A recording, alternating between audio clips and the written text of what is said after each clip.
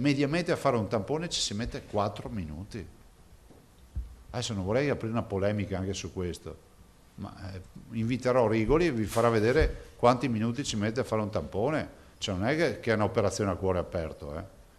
C'è qualche medico che mi ha scritto: io come farò a fare i tamponi perché ho già tanto da fare. Cioè, scusate, a parte il fatto che c'è un accordo sul contratto nazionale, dopodiché vi ricordo che come sono remunerati poi uno si organizza. Così, a mezzogiorno, il governatore Zaia da Marghera commentava le prime proteste dei medici di base di fronte all'ordinanza di sabato, quella che ha reso obbligatoria la somministrazione di test rapidi sulla base di uno specifico accordo nazionale tra sindacati e ministero, poi ratificata venerdì a livello regionale. Sinceramente non è che qua possiamo andare avanti con la pelle delicata.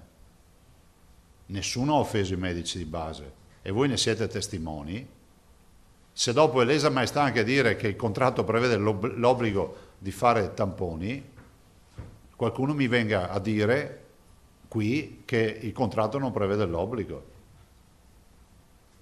Il contratto prevede l'obbligo e prevede anche un ristoro economico di 18 euro. Zaia si era spinto anche ad annunciare controlli. Ogni settimana, siccome è tutto informatizzato, vi dirò quanti sono i medici che hanno fatto 0 tamponi, quanti ne hanno fatti insomma per categorie, in modo tale che poi ognuno fa le sue valutazioni.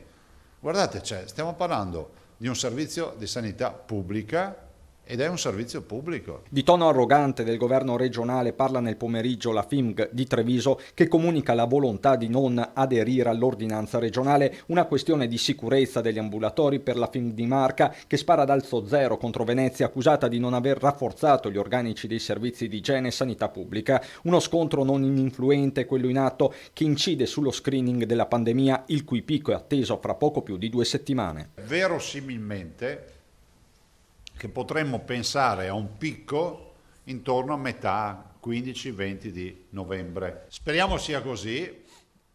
Stiamo andando avanti sia col modello previsionale ma anche ovviamente sotto l'aspetto clinico. Previsione che è anche una speranza nelle ore in cui è in corso un serrato confronto tra regioni e governo, con il premier Conte che ha annunciato alla Camera il coprifuoco in tarda serata senza specificare l'orario, lo stop ai centri commerciali nel weekend, la didattica a distanza al 100% nelle scuole superiori, 50% del carico sui mezzi pubblici, ma in attesa di capire la linea dell'esecutivo, Zaia fissa dei punti. In questo momento diciamo che non intravediamo assolutamente soluzioni con lockdown stile marzo, non ci sono i presupposti. Da parte nostra siamo assolutamente pronti a